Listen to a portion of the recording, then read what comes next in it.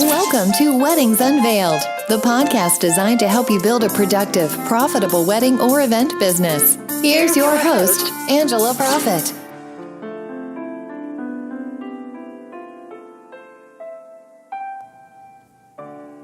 Hi y'all, it's Angela Profit, your event and productivity therapist, coming to you from the heart of Music City in Nashville, Tennessee. Thank you so much for tuning in to this episode of Weddings Unveiled, professional tips and secrets on wedding planning and event design, where we take you behind the scenes of our past experiences in the wedding and event industry, what we have learned from them, and how they have made us stronger. This podcast will help you grow a productive and profitable business to launch you into success within the hospitality industry. Today, I'm joined by the best communications and event consultant in the business, Alison Burry. Hey everyone, thanks for having me on, Angela. I'm excited to share some of our past experiences together. We've definitely been through some unique situations over the years. What are we discussing today?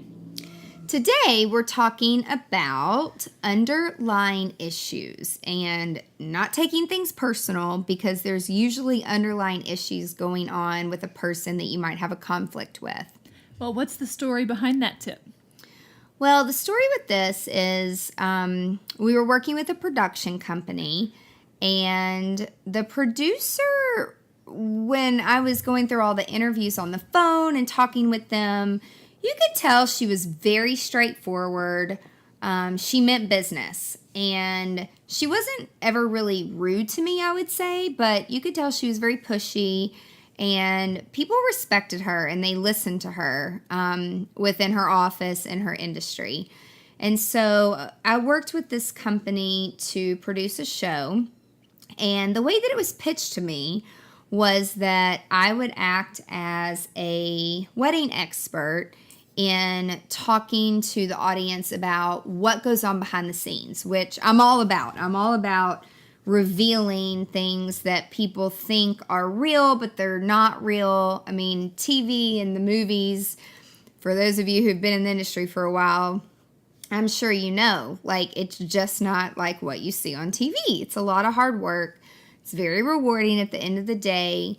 But when people think that it's so super fun and glamorous, it's not always fun and glamorous.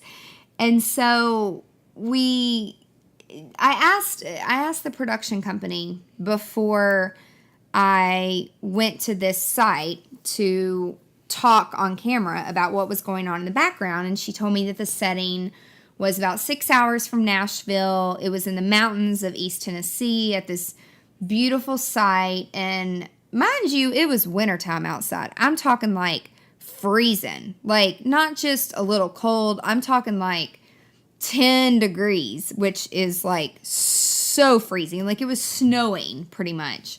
Like there was ice on the roads when we were driving up there to this wedding.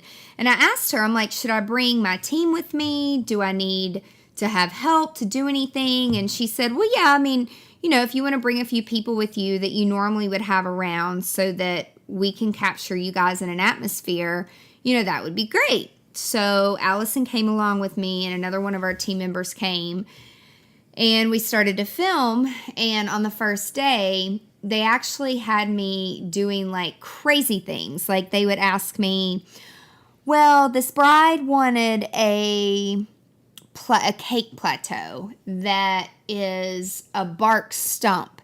And let's just say, since we're in the middle of nowhere and the baker forgot it, what would you do? Well, I was kind of kidding when I said it, but I said, well, I'd probably go chop down a tree and make a stump, which is kind of true because I really want to do everything I can in my power to make my clients happy. And so they're like, really? You would really cut down a tree? And so they got me an axe and had me acting like I was going to cut down a tree. And we did cut down a tree, but I had a little bit of help behind the scenes, which was fine. But Leslie and Allison, who were on my team that were with me, they were just kind of standing around, you know, observing. And some of the comments that the producer was saying to them, it really hurt their feelings. They were really rude, and it just made it for a very, very uncomfortable situation.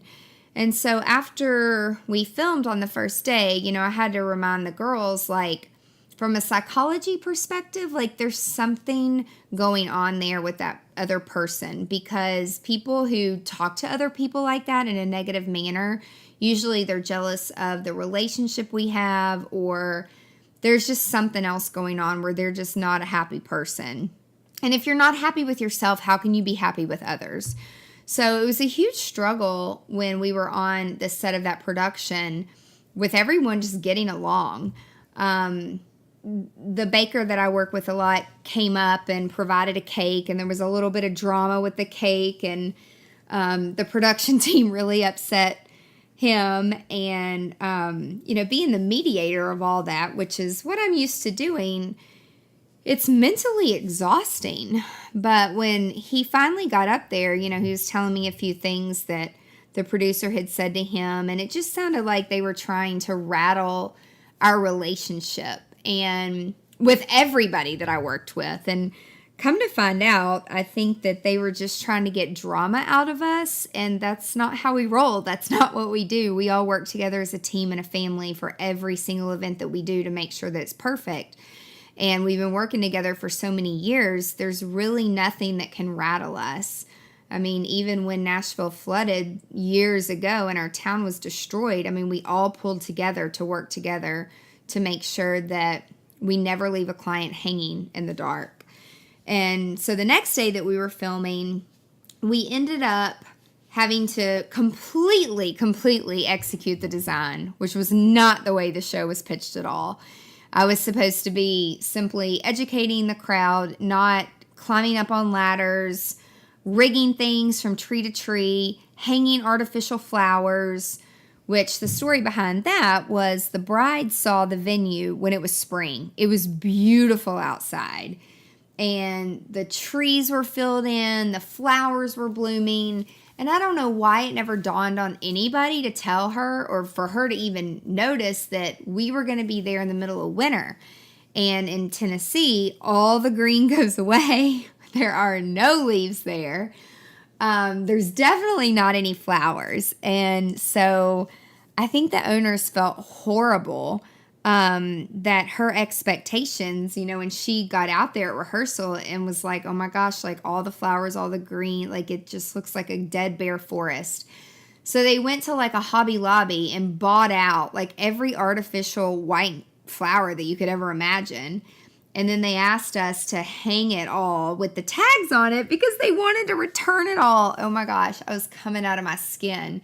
But at this point, like, we were team players. We didn't want to argue. I would never, ever have done it this way if I had known what I was in for.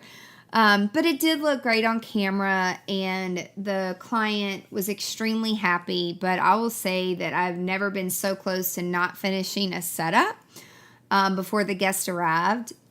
And it was cold outside. They had fires and heaters and a tent for the reception, and it was a precious couple and a sweet, sweet wedding. But one thing that was just completely exhausting was how the show was pitched to me and then what actually happened. So, Alison, you were there. What was your takeaway from that? Well, that was definitely one of the most mentally and physically exhausting weddings and whole weekends ever.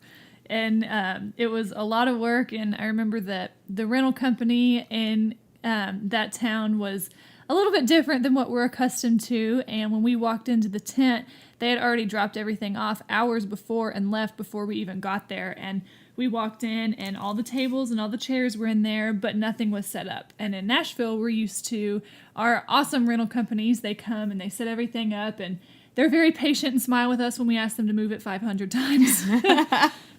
But this place, nothing was set up. There were still covers on every single chair, and we had to move these tables around in the muddy rocks, and it was snowing and freezing cold. And so it's just, there was a lot of unexpected work that we were expected to do, and we weren't anticipating all of that. And so just to go with the flow, it was very frustrating, but, we did it anyway because it was still someone's real wedding, even though it was for TV, and we wanted them to be happy because we love them. But Angela, what would you say your biggest takeaway was from that weekend? I would say just, again, to over-communicate with some of the vendors that we were not familiar with, and to ask more questions. Don't assume that just because a vendor in your hometown does it one way, that the other companies are going to do it another way. Because I was shocked when I got there and nothing was set up, nothing was unloaded. The only thing that was done is they had put the tent up and the dance floor down and the heaters. And thank God we know how to turn the heaters on. Otherwise, I think we would have froze to death. But I would just say ask more questions. And then also, if you're at an event and there's someone that is having conflict with your team, don't attack them. I'm so thankful that I was raised by my parents to treat everyone the same and everyone with respect and try to be nice no matter what, because you never know what they're dealing with. And I also learned that working in the mental hospital, that you can't judge a book by its cover, because someone could be smiling radiantly on the outside, but on the inside they are hurt or they're sick or they're bipolar. Like, you never know what's going on with people. So just try to take a step back. Don't let emotions stress you out in the heat of the moment, and keep things under control and go with the flow. Definitely. And can you share with our listeners some of the different products and resources available to help wedding and event planners? Yes, you can visit our blog on angelaprofit.com. And on the website, there's lots of great articles and resources available there. You can also sign up for our email list to get tips and resources that we only share with our subscribers. And we also have free webinars that we do on various subjects to help you in your business. We also have several live events coming up next year, so stay tuned for more info on that and watch social media for more information. Awesome. Well, Angela, thank you so much for sharing your valuable advice with us today. I can't wait for next week to tell more of our incredible experiences together. Thank you for joining me, Alison, and thank you to our listeners for joining us today on Weddings Unveiled, professional tips and secrets on wedding planning and event design. Tune in next week to learn more from our past experiences. And if you found this podcast helpful, please share it with other wedding and event professionals. Be sure to subscribe today so you never miss the juicy details of Weddings Unveiled. I'm so passionate about helping other event professionals, and with my background in psychology, I appreciate that our best selves develop from real life situations like we're sharing with you on this podcast. Thank you so much for listening. Be sure to tune in next week for more great tips to grow your business. And if you have a question or an unresolved issue that you would like guidance on, connect with us on angelaprofit.com. And until next time, remember to stay productive and profitable. You've been listening to Weddings Unveiled with Angela Profit. Join us next time for more insights to help you build a productive, profitable wedding or event business. For more great resources, head over to angelaprofit.com.